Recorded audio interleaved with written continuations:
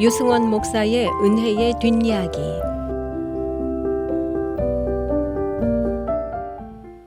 하나님께서는 사람의 헛된 자랑을 예쁘게 보지 않으십니다. 그래서 시편 12편 3절에서 여호와께서 모든 아첨하는 입술과 자랑하는 혀를 끊으시리라 했습니다. 그런데 사도 바울이 자랑 좀 해야겠다고 선언을 합니다. 고린도후서 11장 18절입니다. 여러 사람이 육신을 따라 자랑하니 나도 자랑하겠노라. 유별나게 고린도 전후에서는 자랑이라는 말이 많이 등장합니다. 고린도전서에 9번, 고린도후서에 23번인데 그중 사도 바울의 리더십 이슈를 다루고 있는 10장부터 12장에서는 무려 15번이나 등장합니다. 바울의 속을 썩이던 이 사람들이 도대체 무슨 자랑질을 했던 것일까요? 자랑은 대개 노골적 또는 암묵적 비교를 하는 일입니다. 내가 너보다 낫다.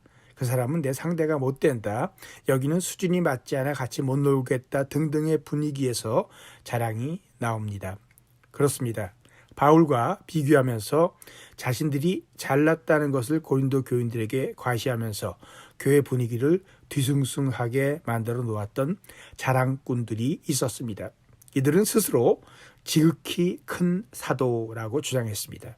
이 지극히 큰 사도들의 그리스어가 후페롤리안 아포스톨론, 영어 성경에서 슈퍼 어포스스, 즉 슈퍼맨 사도라고 번역을 했죠. 이들은 자칭 슈퍼 사도들이었습니다. 도대체 뭔 짓을 한 것일까요? 이들이 이상한 복음을 주장하면서 바울을 깎아내립니다. 바울이 언변이 좋지 않아 설교를 잘 못한다고 했습니다. 용모가 신통치 않아 실제로 보면 권위가 없어 보인다고도 했습니다. 바울이 고린도 교회에서 사례를 취하지 않고 다른 지역의 후원을 받았던 것에 대해 여러 가지 곡해를 하면서 모함하고 비꼬았습니다. 자신들의 관록과 혈통과 배경을 자랑하며 바울과 비교했습니다.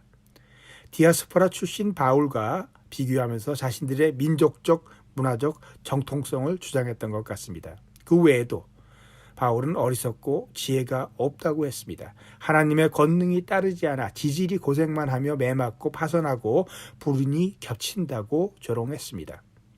속상한 것은 이렇게 슈퍼 사도들이 자기 과시를 하면서 바울을 폄하하니까 귀가 얇고 분별력 없는 고린도 교인들이 중심이 흔들려 그 사람들을 따르면서 바울의 리더십을 무시하기 시작한 것입니다. 어떻게 하면 좋을까요? 바울은 뜻밖에도 그들과 자랑 경쟁을 하겠다고 선언합니다. 그래, 나도 자랑하겠다. 고린도후서 11장 18절에서 말합니다. 여러 사람이 육신을 따라 자랑하니 나도 자랑하겠노라. 그런데 바울은 슈퍼 사도들처럼 잘나고 강하고 넉넉한 것을 자랑하지 않고 못나고 약하고 갖지 못한 것을 자랑했습니다. 내가 부득불 자랑할진대 내가 약한 것들을 자랑하리라. 그러더니 14년 전에 가졌던 천국 체험의 환상을 언급합니다. 이제 정말 자랑하나 보다 했는데 다시 예상치 못했던 방향 틀기가 있습니다. 고린도후서 12장 5절입니다. 내가 이런 사람을 위하여 자랑하겠으나 나를 위하여는 약한 것들 외에 자랑하지 아니하리라. 그러더니 결국 병 고쳐달라고 기도를 3번씩이나 했는데 응답받지 못한 기도 체험의 무능력을 털어놓습니다. 또 약한 것을 자랑했습니다. 이유는 바울이 병도 못 고치고 마지막에 들었던 주님의 음성 때문입니다. 내 은혜가 네게 족하도다.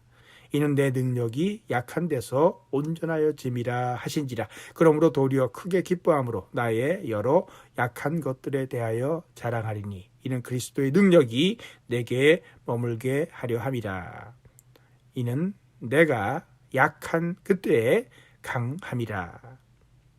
이래서 바울이 열매를 맺었습니다. 그 자칭 슈퍼 사도들이 어떤 사람들이었는지 우리는 모릅니다. 그러나 약한 것을 내보였던 바울은 우리가 잘 압니다. 바울은 갈라디아서에서도 이렇게 말했습니다. 그러나 내게는 우리 주 예수 그리스도의 십자가 외에 결코 자랑할 것이 없으니 그리스도로 말미암아 세상이 나를 대하여 십자가에 못 박히고 내가 또한 세상을 대하여 그러하니라. 쓸데없는 자랑이나 자부심은 그리스도의 종을 망하게 합니다. 하지만 복음과 십자가만 자랑하며 오히려 나의 약한 것을 통해 하나님의 능력이 드러나게 할 때 신기하게 열매가 맺힙니다. 일체에 내 자랑을 접고 십자가를 자랑하기 원합니다. 지금까지 시카고 언약장로교회를 섬기시는 유승원 목사의 은혜의 뒷이야기였습니다.